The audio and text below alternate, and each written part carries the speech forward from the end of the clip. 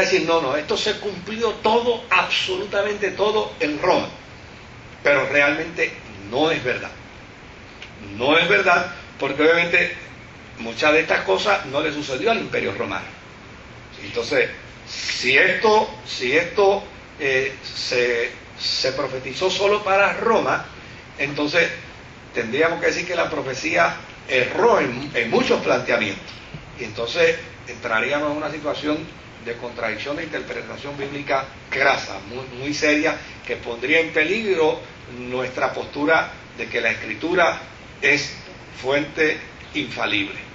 Ahora, los que dicen esto es doble referencia, sí, entonces pues, se puede adjudicar por el hecho de que a fin de cuentas, Roma fue destruida. El Imperio Romano fue aniquilado. Y lo que es extraordinario es que precisamente el imperio que persiguió a la iglesia, a la cristiandad en el segundo siglo, el imperio que mató a los cristianos en el segundo siglo, en el tiempo de Juan, es el mismo imperio que sirve de catapulta para que el evangelio sea lanzado al mundo antiguo, porque al final, cuando aparece Constantino, ese imperio le dice a la iglesia, ven y camina al lado de nosotros. Indistintamente estemos de acuerdo con el vínculo matrimonial o estemos en desacuerdo, pero la historia sí revela que obviamente la iglesia que fue perseguida por el Imperio Romano, a la iglesia que se le quitó todo bajo el Imperio Romano, la iglesia que vivió la muerte bajo el Imperio Romano por no reconocer que el emperador era el Cristo, finalmente ese mismo imperio declara que Jesucristo es el Señor del universo a través de Constantino. Yo no estoy de acuerdo con todo lo que la historia demarca de Constantino y del encuentro y de la relación de la iglesia, pero la historia no se puede negar, la historia está ahí y así sucedió. Ahora, el Apocalipsis no solamente trata de la cuestión del Imperio Romano. El Apocalipsis trata también de la batalla del bien y del mal. El Apocalipsis trata precisamente de la eternidad. El Apocalipsis trata precisamente del encuentro glorioso, de todo lo que Jesucristo le dijo a los discípulos y a los creyentes en su ministerio. Voy pues a preparar lugar para vosotros, si os fuere, y preparar el lugar, vendré otra vez y os tomaré a mí mismo para que donde yo estoy, vosotros también estéis. También el Apocalipsis trata del anuncio de los ángeles después de la ascensión de Jesús. Varones galileos que estáis mirando al cielo, así como le habéis visto ir, ¿qué?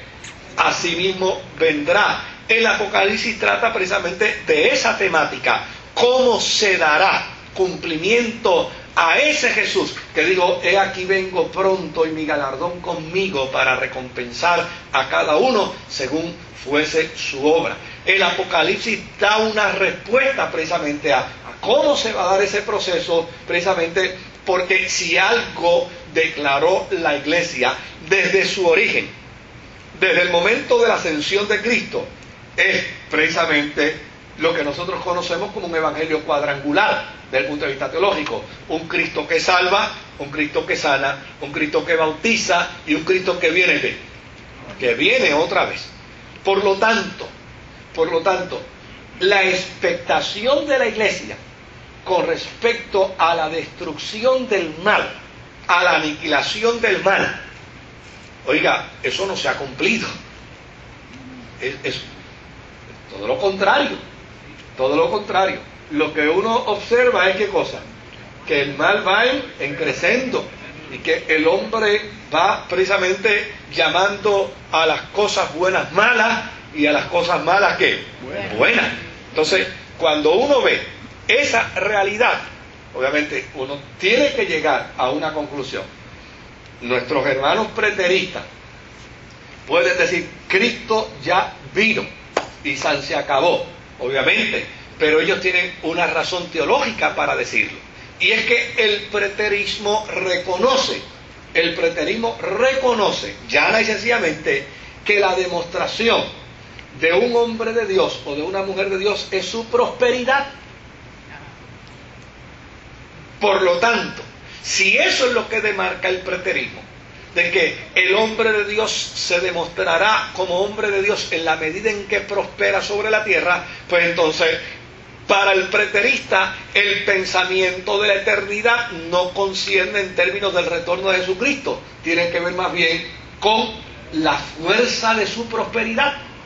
Y por lo tanto, para el preterista, en la medida en que más prospera, más el Señor le ha llegado. Bueno, ese es el elemento a discutir eventualmente. Pero tenemos ese cuadro. Ahora, ¿cuáles fueron las plagas que ocurrieron cuando sonaron las trompetas? Porque fíjese que van a sonar unas trompetas, según Juan. Pues vino azufre, fuego, sangre y una tercera parte de los árboles y una tercera parte del pasto desapareció. Las montañas fueron arrojadas al mar, convirtiéndose en sangre una tercera parte. Oiga, aquí hay que hacer un paréntesis. Si yo leo esto literalmente, yo estaría planteando cosas que son imposibles de suceder. Porque es imposible que una montaña se separe de la tierra, vuele y caiga al mar. ¿Verdad? ¿Ah? Sí, pero lo que pasa es que el mensaje de Dios al hombre tiene que estar acompañado precisamente de un mensaje que el hombre puede entender. Porque si el hombre no lo puede entender, no lo cree. Y si no lo cree, no lo puede aceptar. Ahora, ¿de qué trata esto? Esto trata de aspectos simbólicos.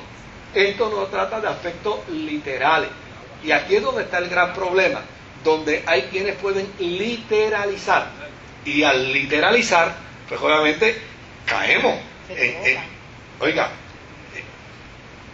yo me he topado con personas que me dicen, se ha probado por la ciencia, la saciedad, que el mundo no tiene 6.000 años de historia. Y todavía ustedes los evangélicos dicen que el mundo tiene 6.000 años de historia. Yo les digo, los evangélicos son mucha gente.